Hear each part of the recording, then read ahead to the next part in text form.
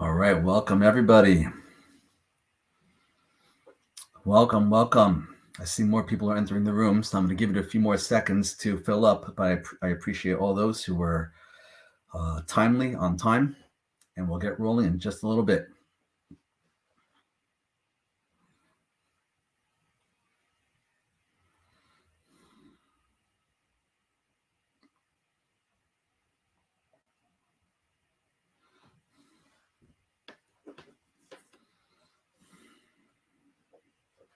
I see more people are entering.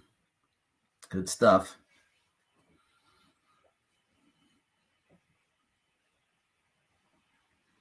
Good stuff. Okay. So without further ado, let's dive into today's topic, a very important topic, which is, can you self-insure for long-term care? Can you self-insure for long-term care? Now, when I say self-insure, I think some of you know what that means. Basically, what that means is you don't have to rely on an insurance company to help you cover the costs, but rather you'll cover the costs yourself, cover them with your assets or whatever it may be. So we're going to explore this long-term care conversation and see how realistic is it to self-insure. But before I get into the material, the first thing I want to do is say a thank you, as I usually do on my webinars. I remind everybody that these webinars do not happen in a vacuum. They are because they happen because people support me. I have my clients and my members, and they really keep me in business. They keep me going. If anybody here knows one of my clients' members, go ahead, give them a hug or something from me. Send them my love. But also, if you want to become a client or member, I'll tell you how to do so at the end of this webinar. But let's dive in to long-term care. Can you self-insure for long-term care? Now, long-term care is that topic that everybody conveniently forgets to plan for. Everybody's planning for the fun stuff. That's retirement planning. People are so excited to do all these fun things when they retire. And there are even those that plan for the morbid stuff. What happens when you die? That's the whole chapter of estate planning. But there are very few people that plan for that transition period where you're not quite dead yet. Yeah, that's the long-term care conversation. I know that's a very uncomfortable conversation, but someone's got to do the dirty work. So we're having this conversation today. What exactly is long-term care? So if you guys see these slides, what exactly is long-term care? It's when a person needs help performing their activities of daily living, their ADLs. And I have a list of their ADLs over here, and you'll see that most of this list, you don't really have to be a doctor to help somebody with these ADLs. And that's why long-term care is not considered medical care. It's considered custodial or maintenance care because you're helping people do the following list of actions. And I want you guys to look at this list and try to imagine what every day of your life would look like without the ability to perform these basic actions. So imagine the first half hour of each day. So in the morning, what do you do when you wake up? So you get up out of bed. Somebody who loses their ADLs has trouble getting up out of their bed on their own. And then after you get out of your bed, you walk to the restroom. Somebody who loses their ADLs has trouble walking on their own.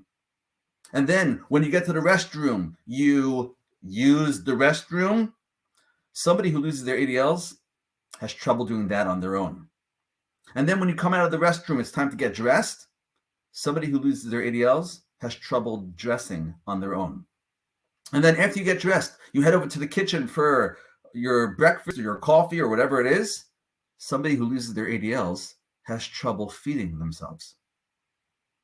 Can you imagine waking up to that reality?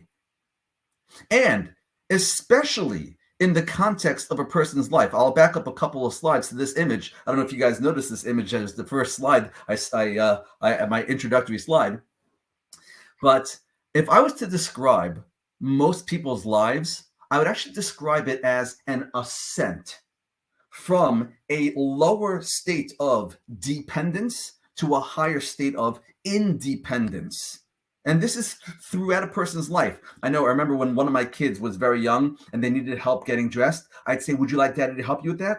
And they'd say, no, I'll do it myself. There was like this power. I can do it myself. And as kids learn they can do more by themselves, it's a heady feeling. Like, for example, when they go off to sleepaway camp, it's like, whoa, independence. And then when they go off to college, like, wow, major independence. And then when they get their own job and they get their own place and they start their own family, right, major independence. And possibly, our greatest declaration of independence is when we reach that point that we're able to retire. Most people are dependent on their jobs.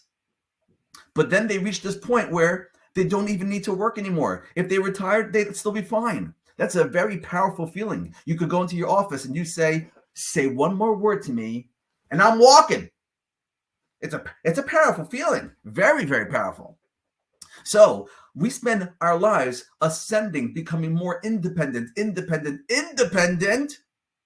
only to reach that apex where it comes downhill from there, where a person regresses and becomes dependent.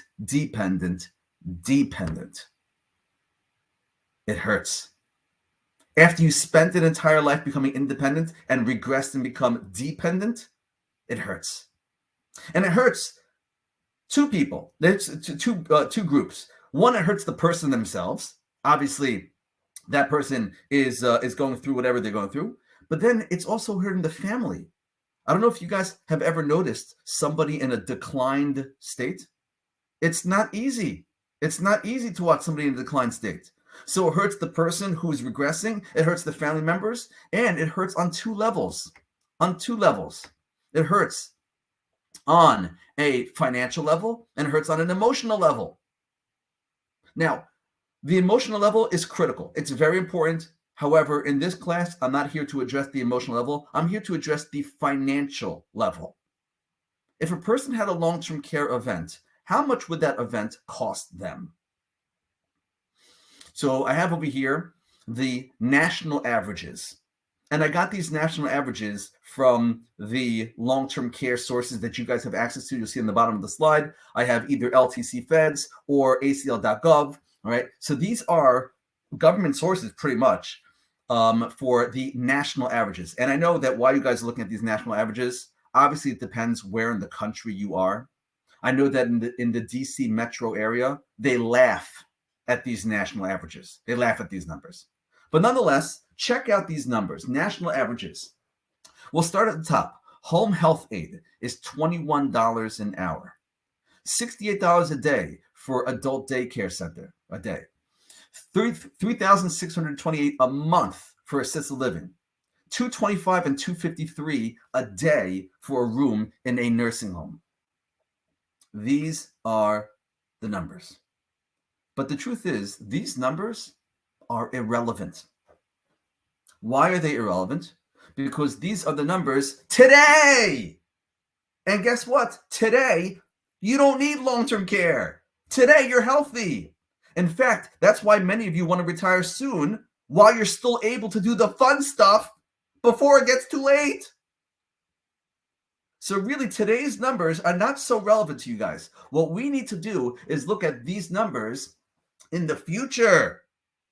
So what I decided to do is I took these numbers and I just inflated it. I indexed it 25 years in the future. And here's what they look like 25 years in the future.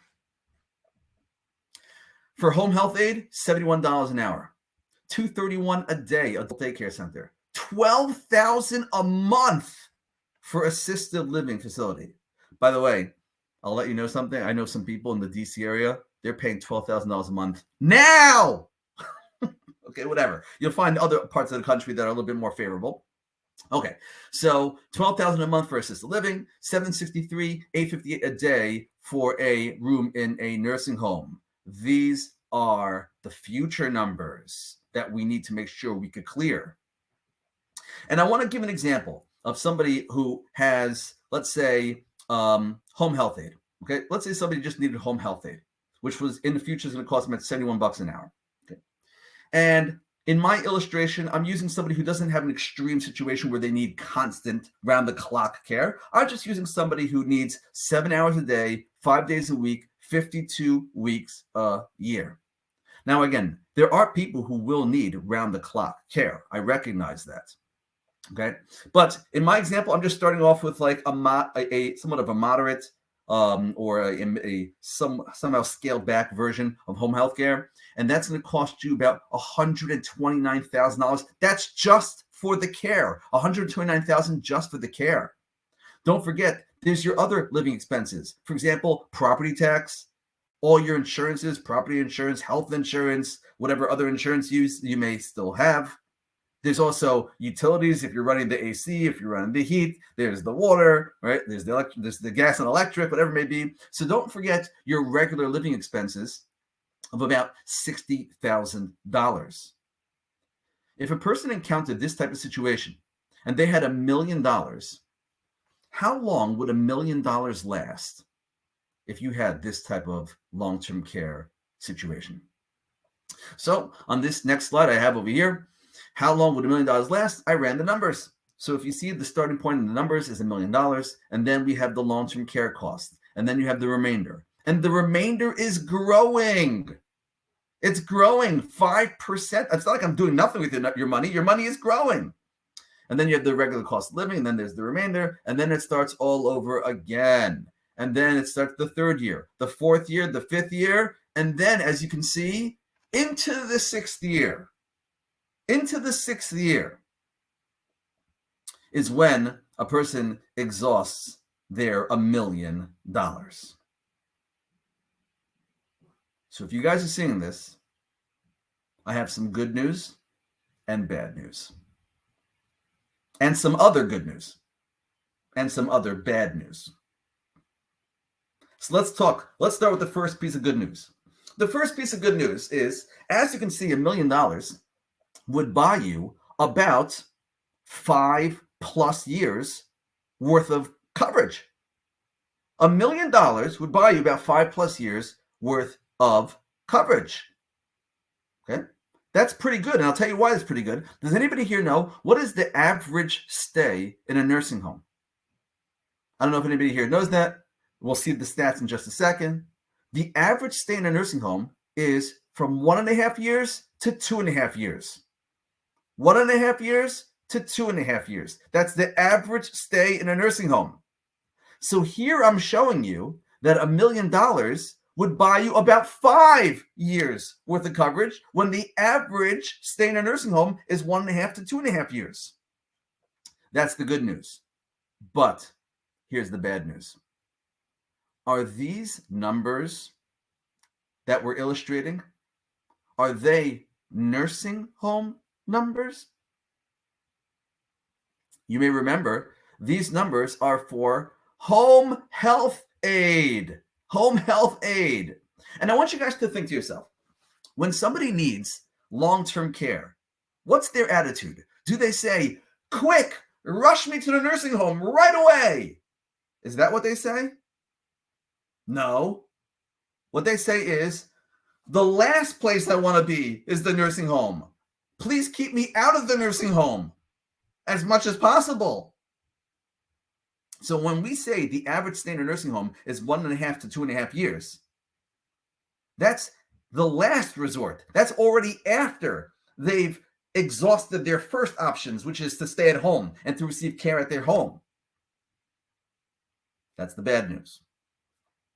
Back to the good news. The good news is that nonetheless, you could see that $1 million does buy you some time. It buys you about 5 years of something. And I know what some of you are thinking. You're like, yes, Stefan, that's very nice, but there's a problem. I don't have $1 million. So who cares that $1 million buys me 5 years of coverage? I don't have $1 million. My response to that is, yeah, you're right. You may not have $1 million now, but guess what? These numbers are not today's numbers. Remember, these numbers are 25 years in the future. I have news for you. 25 years in the future, you're right. You may not have $1 million. You may have multiple millions of dollars, especially federal employees. Why do I say especially federal employees? Well, let me remind you, federal employees, you have your pensions. Now, what that means is, if you look at the rest of America, all they have is their Social Security, and they have their retirement savings in an IRA or maybe a 401k. So those people, because they don't have their pensions, they're going to be relying much more heavily on their investments than you will. Because you guys have your pensions, that's going to take pressure off your investments. And some of you are going to be relying only slightly on your investments. 1%, 2%, 3% perhaps. And guess what? If you're relying slightly on your investments, that 1%, 2%, 3%, even up to 4%, statistically speaking, in the future, you're not going to have as much money as you have now. You're going to have way more money. So it could be that right now you may not have $1 million, but 25 years in the future, you may have multiple millions of dollars. And that's just in your portfolio. Don't forget your residence. That's also a possibility. It depends if you have a spouse that's surviving you. We can talk about that in a second. But nonetheless, in the future, you may have multiple millions of dollars. Only one of those million, according to this illustration, provides you about 5+ years worth of coverage. That's the good news. Back to the bad news. It's true. If you have your $1 million, it'll provide you X amount of time of long-term care coverage. But if you spend down your money, what's left for the next person in line? If you guys are following me, we have just arrived at the crux of the long-term care decision. The long-term care decision is essentially a tug of war. Do I spend the money to buy myself my own care, or do I try to preserve the money for the next person in line?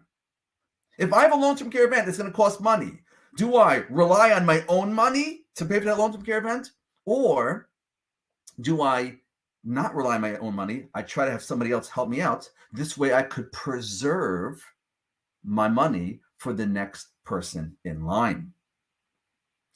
Now, when it comes to that next person in line, let's think this through together. Who is that next person in line? There's different categories. I'm going to give you guys 3 categories of the next person in line. Follow me in this thinking, okay? So you guys might want to jot these down also. The categories of the next person in line. The first category is those whose next person in line is not clearly defined. What does that even mean? So this is very common. I have many clients that fit into this category. I have many clients that are single and no children. Single and no children. When I speak to them about what happens to your assets when you pass away, they say, I'm sure there'll be somebody who'd be happy to receive this money. Whether it's a sibling, or maybe they have a niece or a nephew, or maybe they have a charity. But their attitude is basically as follows. Whatever's left over, it'll go to somebody. But it's not like I have to preserve money for a specific entity. It's whatever's left over. If you think about it, that category is the easiest to self-insure. Because who do you need to preserve your money for? There's no next person in line, or the next person in line is not clearly defined, and your attitude is more like whatever's left over is left over, and that's it. If you're in that category, that is the easiest to self-insure. Let's go to category number 2. The next person in line is the children. Do you try to preserve money for your children? Now, this gets into your attitude as far as leaving an inheritance. And I know that there's a spectrum of philosophies. When it comes to leaving an inheritance, there's a whole range of philosophies. I know at one end of the range, there are people who say to me, they say, Stefan, I received an inheritance and I saw the positive impact it had on my life. And so I want to do the same thing for my children. Please, Stefan, in my financial plan, I want you to carve out some money and earmark it. It's for the kids. It's not to be used by me. That's one philosophy when it comes to leaving an inheritance. There's the other end of the spectrum, which sounds like this. Stefan, I love my kids. If there's something left over, I'm happy to leave it to them. But if I need long-term care, I'm going to spend the money on myself. I'm not going to sell myself short just to make sure that my kids receive an inheritance. If I need the money for myself, I'm spending it on myself. It reminds me of one of my favorite bumper stickers. I don't know if you guys have ever seen the bumper sticker that says, "I'm spending my kids' inheritance." I love it. So funny. So funny. And by the way, I totally hear where they're coming from. I totally hear that philosophy. And I'll tell you why I hear it.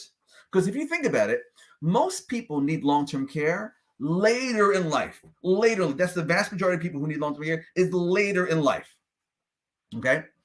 Now, like when I say later in life, I'm talking about like in your 80s or beyond, 80s, 90s. That's when most people need long-term care. Think about that. If you're in your 80s and 90s, how old are your children by then? They're going to be in their 50s, 60s, perhaps even 70s. Hopefully by that point, your kids will have their 2 feet planted on their ground. And they'll be fine even without your inheritance. Again, I'm not saying no kids. I'm not saying that your kids wouldn't be happy to receive an inheritance. But you have to ask yourself, if your kids did not receive an inheritance, how detrimental would that be to their financial situation? Again, if they're already 50, 60, 70 years old, the assumption is they're probably fine, even without that inheritance. And if you're following my logic, that category also is relatively easy to self-insure. Because even if you didn't leave an inheritance, they would still be just fine. That's the second category of the next person in line. Then there's the third category of the next person in line. Remember, the first category was those whose next person in line is not clearly defined. The second category is the children. The third category is the spouse. The spouse. Your spouse may be your longest dependent. Now, when it comes to the spouses and their attitudes about long-term care insurance, have you guys ever noticed there is a discrepancy amongst the spouses when it comes to long-term care insurance? If you ever speak to a husband and wife, one of them is very interested in a long-term care insurance and the other one is totally dismissive. Can anybody guess which spouse is interested in a long-term care insurance and which spouse is dismissive? Can anybody take a wild guess? I know, right? It's hard to figure out. Usually, the women are very interested in long-term care insurance, and the guys are totally dismissive. Totally dismissive. Why is that? Why is that? Why are the guys totally dismissive? So, the classic answer is because guys die first. Right? You guys are aware of that. I'm just letting you guys know, okay? Guys die first. And so if you ever speak to a guy about long-term care and long-term care insurance, right? He'll give you the classic guy responses. There's a whole range of the classic guy responses. One of the classic guy responses sounds like this. You know what, Stefan? If I ever reach that point, I give you full permission to pull the plug. I'm not interested. It's like a very macho thing. Like, if I get to that point, I don't. It's okay. You can just put me to sleep, and I'll be fine, right?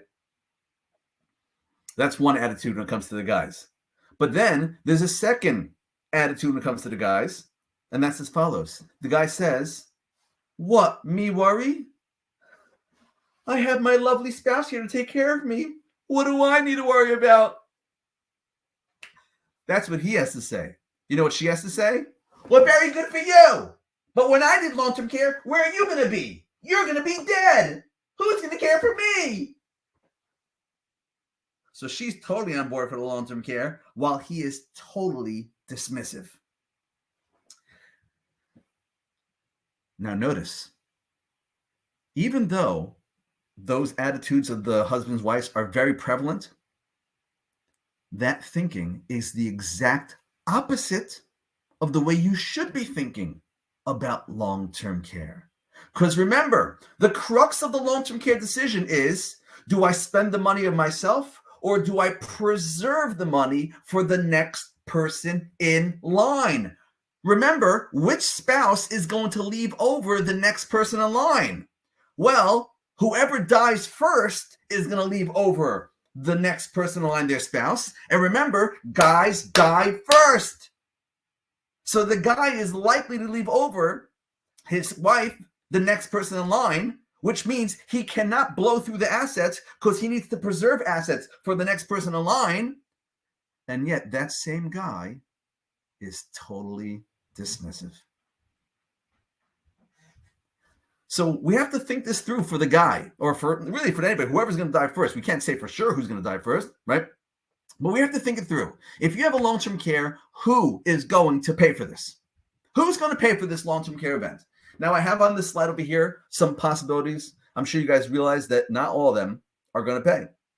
So, for example, let's start with the top, your health insurance. Going to pay for your long-term care. If you had a long-term care event, will FEHB pay for long-term care?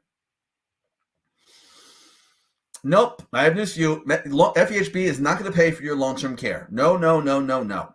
Okay. Next, Medicare. Is Medicare going to pay for your long-term care? And interestingly, the answer is no. They're not really going to, but there's an interesting twist over there.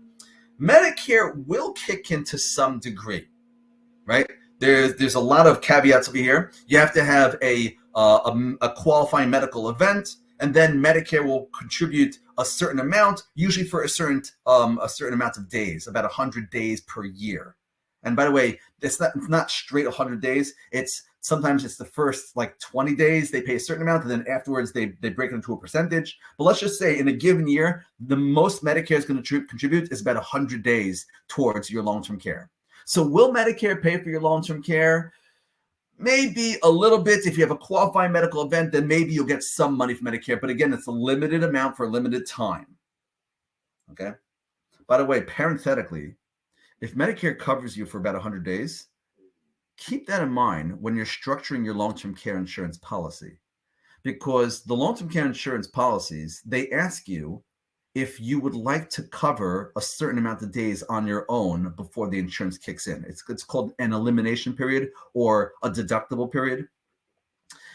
And the LTC Feds program has a 90-day deductible period, a 90-day elimination period, which, should you have Medicare kick in for 100 days, that's actually pretty good. So when you guys are designing your policies, you could choose a 90-day window. You could do more or less if you'd like, but I'm just saying you choose a 90-day window because Medicare will cover to some degree for those first 100 days. And by the way, if you want to make your policy cheaper, if you increase your deductible period, your elimination period, that will lower your deductible as well. Okay, coming back on track. Will your FEHB pay for your long-term care? No. Will your Medicare pay for your long-term care? Not really. Okay. Will Medicaid is for people who have low income, low assets. Will Medicaid pay for your long-term care? And the answer is, if you have low income and low assets, yes. But in order to be eligible for that, you have to have really low income and really low assets. Just so you guys are aware of this, by the way, Medicaid is a federal program, but it's administered on a state-by-state level. So that means each state has their own Medicaid criteria, okay? And there are some states that have an income test. There are some states that have an asset test. And then there are some states that have a hybrid income and asset test. I will let you guys know, if you live in a state that has an income test, I'm sorry to say, you're not going to get Medicaid help at all. Why? Because your pensions are just too big. Yeah. That's what it is. Your pension is just too big. You're not going to be eligible for Medicaid. That's if you live in a state that has an income qualification. But if you live in a state that has an asset qualification, then there are ways you can make yourself eligible for Medicaid. Okay. When I say an asset qualification, you guys see in the slide over here, they generally want you to have less than $3,000 in assets. $3,000. It's not a typo even. Now, some of you may be scratching your head and you're like, 3,000 assets? I mean, what if I own a house? The house is worth more than $3,000. What if I own a car? My car is worth more than $3,000. So does that disqualify a person from Medicaid? No, not necessarily, because your house, your primary residence, and your primary vehicle are not counted assets. But your TSB is a counted asset. So anybody here has more than $3,000 in assets, you're not going to be eligible for Medicaid. Now, here's the thing. In order to be eligible for Medicaid, you have to have so few in assets. But guess what? If I back up one slide, you'll see, according to this slide, Medicaid is actually the largest sponsor of long-term care in the country. Medicaid is paying 42% of long-term care bills in the United States of America. Are there that many people that are destitute? That are that many people that have so few in assets and so few in income? And the answer is yes and no. Yes and no. There are many people that do not have assets. There are many, many Americans that you'd be shocked do not have really much at all, and they are eligible for Medicaid. Yes.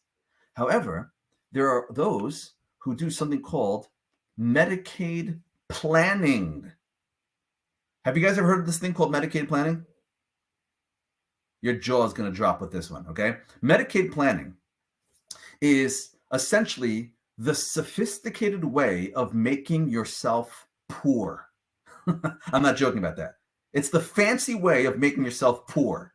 And I'll give you an example, okay? So I play hockey on the weekends. And over the weekends, so some of the other guys from hockey, I know one of them, they're from New York, originally from New York. And they told me that their father is now receiving Medicaid assistance for long-term care. Now, I was shocked when I heard this, because I remember this person's father was a successful cardiologist in New York City. So let's just say they were very, very well-to-do. And I was floored. How in the world could this person be eligible for Medicaid? And the answer is they did something called Medicaid planning. And as I said, Medicaid planning is the fancy way of making yourself poor. What that really means is you divest yourself of assets. You either gift assets to your children, or you put assets into an irrevocable trust. It has to specifically be irrevocable, because if it's revocable, they're going to make you revoke it. If you put it, however, into an irrevocable trust, then it's not counted against you. Or they converted their countable assets into non-countable assets. As I mentioned before, your primary residence is not countable, but your TSB is countable. So if you're getting creative, you could basically take money from your TSB, buy yourself a fancy primary residence, and voila, that money is no longer countable. But here's the thing. Any type of Medicaid planning that you do, if you're gifting money away or putting it into revocable trust, or you're converting it to putting it into irrevocable trust, or you're converting it into non-countable assets, all that has to be done before the look-back period. On this slide, you'll see that many states have gotten smart, and what they're doing is they have this look-back period. They look back 3 years, 5 years. Some states even have a 7-year look-back period where they are looking to see, did you divest any of your assets during the look-back period? If you did, those assets will be counted against you for your Medicaid qualification. But as I mentioned earlier, if you guys live in a state that have an income qualification, you're not going to be eligible because your pensions are Don't just limit this thinking to yourself. Perhaps you could apply this thinking to your parents. I don't know if anybody here has parents that are getting closer perhaps to that long-term care age, and you want to protect their assets from being eaten up from long-term care. What you could do is Medicaid planning. Help them divest their assets, either by gifting it to you or putting it into an irrevocable trust or converting it into non-countable assets. Anyhow, coming back on track over here, I'm assuming many of you, particularly, your parents may be qualified, but you yourselves, I'm assuming that many of you are not going to be eligible for that Medicaid assistance. So FHB, Medicare, Medicaid, those are probably not going to help you guys for long-term care. So your last options are pay for it yourself, which is self-insurance, or buy a long-term care insurance policy. Now, I know when I mention self-insurance, it sounds scary. It sounds risky. However, let me share with you guys a few stats that may hint that it's not as scary as you may think. Okay? It's not necessarily as scary as you think. Now, these stats, I found them inside an article online. I'm going to share with you guys a link in the chat box. If anybody here is interested, look at the chat box. Here comes the link. Bang! Okay. Now, if you click on that link, don't get totally distracted. I don't want you guys to miss out on the rest of the class. But I am sharing with you guys some important stats. This article, which I just shared with you, is dripping with long-term care statistics, and check these out. So the first stat on this slide over here, what percentage of people turning 65 will need some type of long-term care in their lifetime? So as you guys can see at the very top stat, 52% of people turning age 65 will need long-term care in their lifetime. That means there's more of a chance you will need long-term care than not need it. 52%. That means most people will need some type of long-term care in their lifetime. Okay.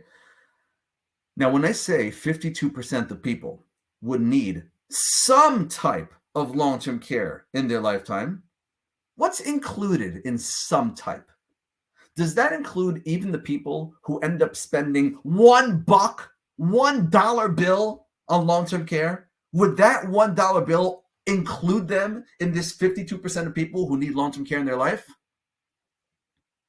Yes, it does. Yes, it does. So you can look at the next two stats on your own, but let me go to the next page, okay? The next page, check out these stats. 63% of people age 65 will have no out-of-pocket long-term care during their lifetimes. Meaning they'll have long-term care perhaps, but they'll have no out-of-pocket long-term care. What does that mean? That means they're either going to have Medicaid, or they'll suffice with the 100 days of Medicare, or they may have zero long-term care. That's possible as well. Okay. But there are 63% of people will have zero coming out of their pocket long-term care. Wow. Let's go further. 13% of people will have between 1 penny and $50,000. So if you're doing the math, 63 plus 13, that is 76%. 76% of people will have less than $50,000 of a long-term care event in their lifetime. The next stat, 11% will have between 50 and 150. So if you're keeping track of this, 63 plus 13 plus 11, what does that equal to? 87% of people will have long-term care events that are less than $150,000 in their lifetimes. Now, I am not ignoring the next two stats, which is that you have 4 and 9, so that equals 13. You will have 13% of people that do have expenses above 150, but I think that 150 number is a very interesting number. I'll tell you why. That's pretty much how much you'll pay for a long-term care policy. All right, especially if you're a married couple, okay? The cost of a long-term care policy, has anybody here shopped around? Have you guys seen? It's not a cheap policy. It costs money. And how much it costs, it depends on how old you are when you get the policy. So, for example, if you're in your 50s when you get a long-term care policy, it'll cost you about $1,500 to $2,000 for each of the spouses. Okay? So if you're married, it's going to cost you somewhere between $3,000 and $4,000 as a married couple per year. That's if you get in your 50s. If you get in your 60s, it's going to cost you about $3,000 to $4,000 per individual. Okay, so if you're married, it's going to cost you $6,000 to $8,000 as a couple. And then if you wait until your 70s, it's going to cost you, $10,000, $15,000, $20,000. If you get in your 80s, we're talking about 30 to 50 to even more money than that per person per year. Right, it becomes astronomically expensive once you get later in life. So if you guys have do the math, if you guys are doing the math, if you're paying, let's say, $3,000 a piece, and you're married, so you have a couple, they're paying $3,000 a piece in their 60s, and so that's $6,000 total. So $6,000 total. So let's do the math on this. $6,000 total. So if they're in their 60s, and let's say they pay for 10 years, how much have they paid? $60,000. So 6,000 times 10 is 60,000. After 20 years, $120,000. After 30 years, $180,000. $180,000.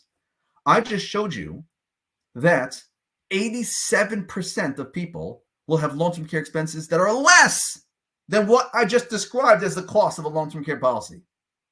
Okay? Beautiful. Okay? Are you guys hearing me in this? So it turns out that most people, what they pay for their long-term care insurance is essentially going to be the cost that they're likely going to be exposed to. But I acknowledge there are the 13% of people that will have expenses beyond the cost of their policy. So how are you going to cover the cost beyond the cost of the policy? Are you going to have a long-term care policy and the insurance company will pay for you? Or do you think you could cover it yourself? So I'm going to share with you guys two things. Number one, some of the signs, some of the writing on the wall, which is suggesting that self-insurance is anyhow going to be happening to you in one way, shape, or form. And then I'm going to do another thing, which is we're going to explore how to design self-insurance. How do you design that in your financial plans? How do you measure if you could self-insure? And then if you can't self-insure, what are the solutions that you have? So let's start with the telltale signs. Okay, telltale signs that are the writing on the wall that is suggesting that many of us may end up self-insuring anyhow. So I mentioned before that Medicaid is a large sponsor of long-term care. You should know that most states' Medicaid programs are on the verge of bankruptcy. Like I believe it's 42 out of 50 states. Their Medicaid programs are on the verge of bankruptcy. So anybody here who is interested in Medicaid, that anyhow may not happen if they go bankrupt. Will they go bankrupt? Will they let it happen? I don't know. But nonetheless, they are struggling. And that's why many of them are extending their look back period. So it used to be 3 years, now in 5 years. Then some of them are 7 years. I would not be surprised if it goes beyond even that. That's one writing on the wall. There's another writing on the wall, which is the number one long-term care insurance company left the industry twice. Who is the number one long-term care insurance company left the industry? So the first one to do it was a very small company called MetLife. Have you guys ever heard about MetLife? MetLife used to be the insurance company on the federal long-term care insurance program. However, when the contract came up for renewal, they left. They don't want to have anything to do with long-term care insurance anymore. They stopped selling long-term care insurance. They were the number one insurer at the time. They're out of the business. The number two insurer, the next number one, John Hancock, also left the business.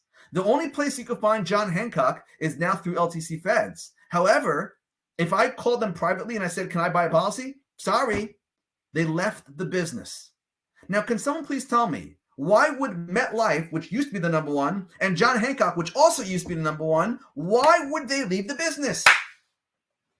And the answer is because they're losing money hand over fist. hand over fist. All the old stats were crumbling, and they realized that they didn't price their benefits correctly, and that's why they had to go back and raise rates. Does anybody here have the LTC insurance through the federal government? I have clients. They showed me the original envelope that they got from the LTC program, and it's a letter from OPM. It's a letter from OPM, and it says that your premiums will never increase. They have it in writing from the federal government. Yeah. Well, for those who didn't hear, the LTC program has, with the federal government, they've raised their rates. I believe it's been 4 times that they've raised their rates, right? 4 times. The most recent rate increase was a 100% rate increase for many people. 100%. I used to love the LTC Feds program. I thought the benefits were amazing and the price was fantastic, not to be believed, super competitive. It was too good to be true. And guess what? It was too good to be true. And so that's why many people are seeing their premiums increase. So when I describe to you that your long-term care insurance may cost you $180,000, that's assuming that they keep the current rates. If they increase, okay, if they increase the rates, well then, you might end up paying more than $180,000 over the course of the lifetime on that long-term care policy. So there are many things suggesting that you're going to have to end up self-insuring to some degree, whether it's by taking a large deductible period, whether it's the 90-day or 180-day, or whether it's covering the inflation. That's another thing you can do. You could decrease the inflation coverage and just cover it, and you'll pick up the difference out of your own pocket. That's something that can help you tremendously. However, let's talk about the extreme example. When I say extreme, I don't mean it in a bad way. I actually mean let's talk about going all the distance and self-insuring all the distance, okay?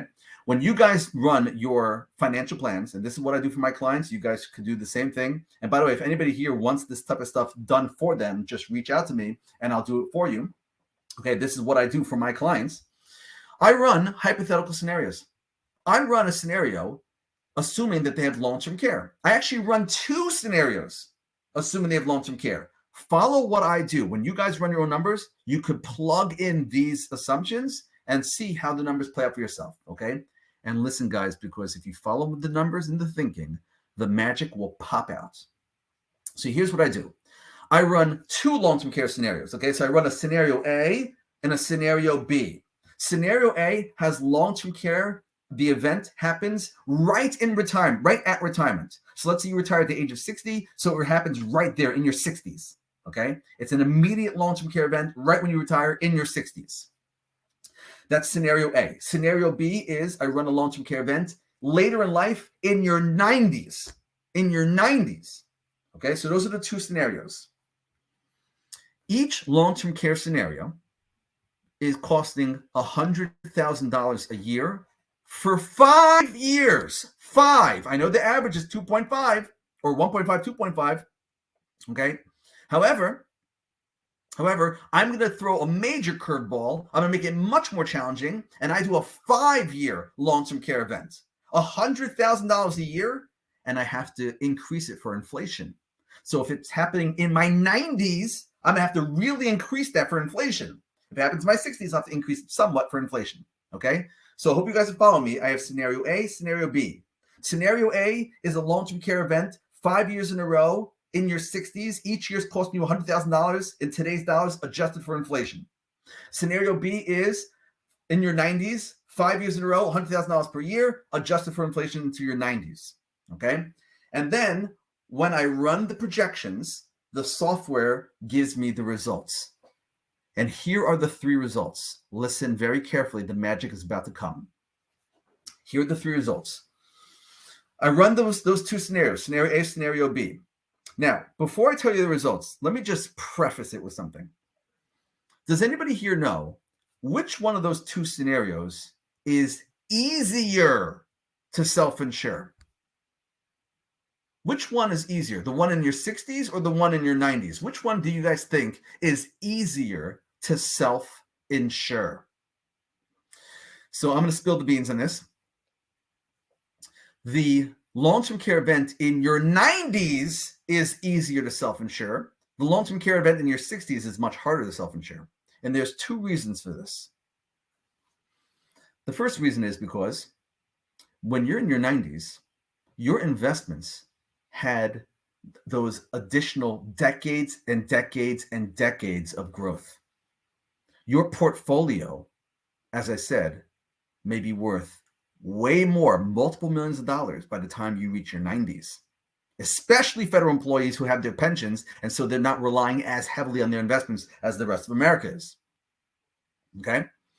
So if you're a federal employee and you have those pensions, which then takes pressure off your investments and allows your investments to grow, by the time you reach your 90s, your portfolio will be much larger, multiple millions of dollars. And guess what? Not only is your portfolio going to be more valuable in your 90s, but how long of a longevity does that portfolio need? Basically meaning how many more years does that portfolio need to last? Well, even if you pass away and your spouse survives you, they're only going to outlive you by what, 5, 10 years, whatever it may be, a decade, maybe. So your portfolio is worth a bunch of money, and the amount of time it needs to last is for a smaller period of time. However, if you had a long-term care event in your 60s, your portfolio didn't have those additional decades of growth time, so it's not worth as much as it would have been in the 90s. It's worth less. And not only is it worth less, but guess what? If something happened to you, that portfolio would have to last many, many decades for your surviving spouse. So you have less money and the money needs to last for a longer time. As opposed to in your 90s, you'll have more money and the money needs to last for a shorter period of time. So follow me again. I run both scenarios, scenario A, scenario B. Remember, scenario B is the easier one. It's a self-insure. So I run the scenarios and I see the results. There are a few possible results. One possible result of doing this analysis is that we discover that this couple is able to self-insure in their 60s. They're already able to do it. They're in their 60s and they have enough assets to self-insure. Even if they had $100,000 a year in 5 years in a row of long-term care, they would still be able to shoulder that on their own. So if we discovered that they're able to self-insure in their 60s, what does that tell you about their ability to self-insure in their 90s? And the answer is, if they could do it in their 60s, they'll easily be able to do it in their 90s. And guess what? If they could do it in their 60s and do it in their 90s, do they need a long-term care insurance policy? No, because they already have the ability to self-insure and they're already in their 60s. So they don't need a long-term care insurance policy. We ran the numbers, even with a curveball scenario, 5 years in a row, $100,000 a year, inflation adjusted, we saw that they were able to withstand that. They could self-insure. Then there's the next results, okay? I run both scenarios, scenario A, scenario B, and we discover that this couple, the results show that they are not able to self-insure even in their 90s. Even in their 90s, they can't self-insure. If they can't self-insure in their 90s, what does that tell you about their ability to self-insure in their 60s? No chance. No chance. If they can't even self-insure in their 90s, there's no way they're going to be able to self-insure in their 60s. So what does that couple need? That couple is going to need long-term care insurance. Yes, they will. Yes, they will. Okay, those were the first two results, but there is one more possible outcome. Check this out. I run both scenarios, scenario A, scenario B. Scenario A is long-term care event in their 60s. Scenario B, long-term care event in their 90s. I run the numbers, and the software gives me the results, and the results clearly show that this couple, they will be able to self-insure in their 90s. However, they're not yet able to self-insure in their 60s. They will be able to do it in their 90s. Yes, they will, but they're just not yet able to self-insure in their 60s. So, if you're in that situation, or if they're in that situation, they could self-insure in their 90s, but they just can't yet self-insure in their 60s. What does that tell you? What does that tell you? What do these people need? They could do it in the future. They just can't do it now. They will be able to self-insure, just not yet. What do these people need? Listen to the magic. You know what they need? They just need time. Time. And there's ways you could buy time. Does anybody here know? How could a person buy time? So, the interesting solution is they could buy time using a term life insurance policy. Let me say this again. They could buy time with a term life insurance policy. Life insurance. I'm not even saying long-term care insurance. Life insurance. Are you guys hearing this? You could actually use life insurance as your long-term care strategy. What do I mean? Here's what I mean. If you guys remember before, if a person has a long-term care event, so obviously it's expensive, it's going to deplete their assets, and when they die, now there's less assets for the next person in line. But what if I told you that when they die, they have a life insurance company that's going to pay out money to the next person in line? So basically, they whittle down their assets, but upon death, all those assets were replenished by the life insurance policy. And now their surviving spouse does have money left over. Oh my goodness. Are you guys hearing this? This is golden. This is gold. I never would have said this on my own. Never. Until I started running financial plans and it became obvious as the impact of having life insurance, it just replenishes the loss. And the beauty of this strategy is, can anybody guess which one is less expensive?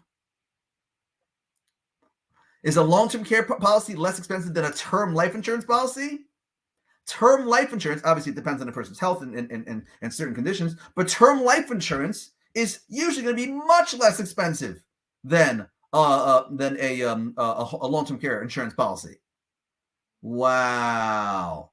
That's unreal. That's unreal. So basically, you could either self-insure, but if you're not yet able to self-insure, you just need a little bit of time, you could buy time with a cheaper term life insurance policy.